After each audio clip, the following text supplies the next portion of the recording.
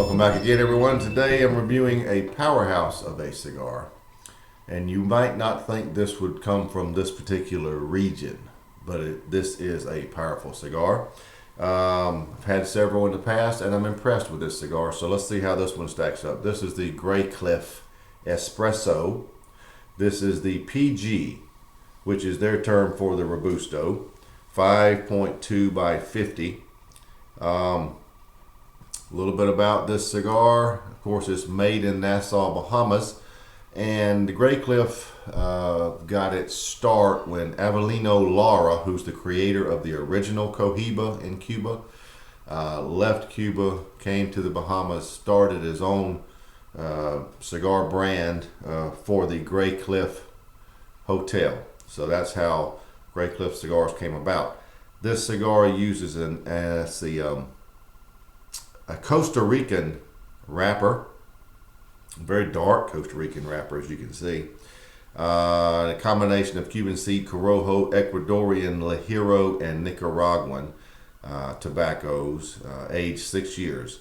It is the fullest of the Graycliff blends, and there's no doubt about that.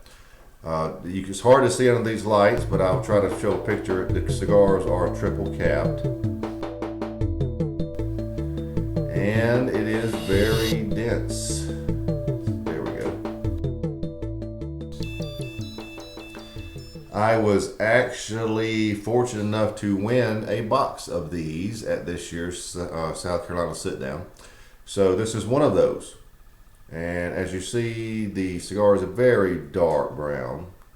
The signification of Graycliff is the black and gold band, and on the side you see the word espresso, and it is indeed made in the Bahamas. Sometimes you'll get Graycliff cigars from online that aren't made in the Bahamas. If it doesn't say Bahamas on the band, it's not made in the Bahamas. But the core line is the red, the blue, the black, green. So let's get started with it right away. Let's don't waste any time. The draw is perfect, effortless. There's what we took off. Got a few little stragglers there, but that's okay. All right. With a name like Espresso, you pretty much can guess what it should be like.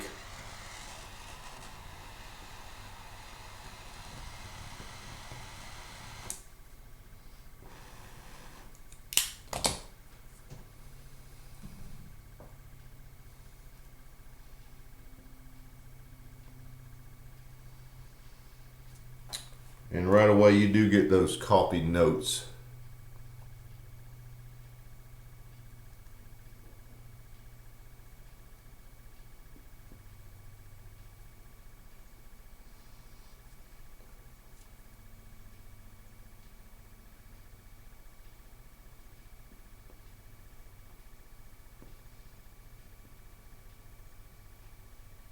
A lot of dark coffee notes, cedar, a little sweetness to it, but there is a ton of coffee and earth notes to this cigar.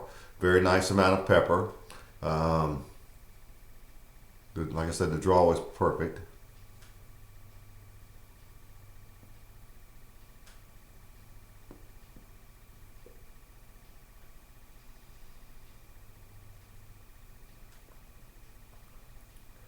Wood notes, lots of coffee notes, as we said, cedar, a little sweetness to it, earth, wood, a lot of dark notes. So let's let it settle down for just a minute. The Graycliff Espresso PG.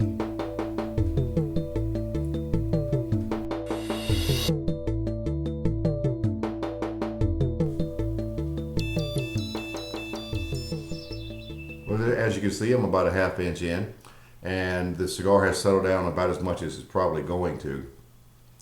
The coffee notes are now what you would definitely classify as espresso. They're very deep, very dark, very concentrated. The cedar has a little richness to it to go along with that slight sweetness. So you got a little richness now that makes it nice. The finish is definitely a cream, and there's a little lingering pepper. On the front end, the pepper would be best described as about a 7 because it's very intense. So that's about where we are, and based on past experience, the cigar probably won't change a lot, but it's definitely full-bodied. The Rob report described these cigars as almost hallucinogenic. I don't know if I'd go that far, but they are full-bodied. And I've also seen where this cigar is described as the perfect after-dinner cigar. If you don't have any coffee, it is supplied with this cigar. It's hard to argue that. It is a very good after-dinner cigar. So that's where we are right now. I'll be back as soon as something changes.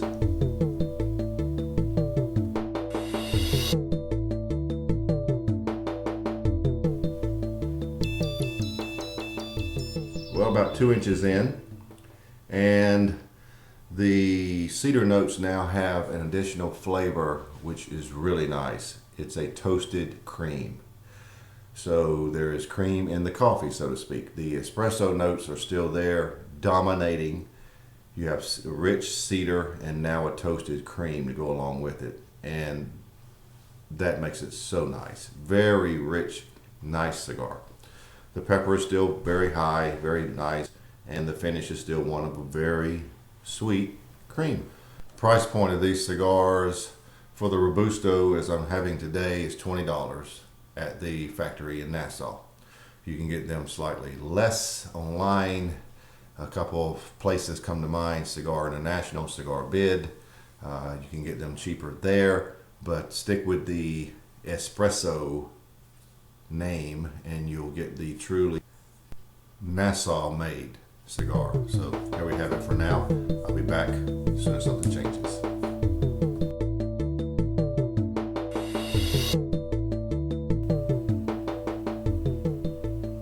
Well, we are down to the end, so let's wrap it up.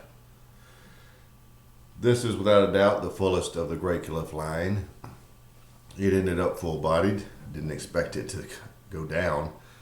The richness of the cedar and the cream notes make it very nice when they combine with those espresso notes. The cigar actually ended up fairly balanced, and by that I mean you still get all the espresso notes, but you do get the cedar and cream in fairly equal amounts.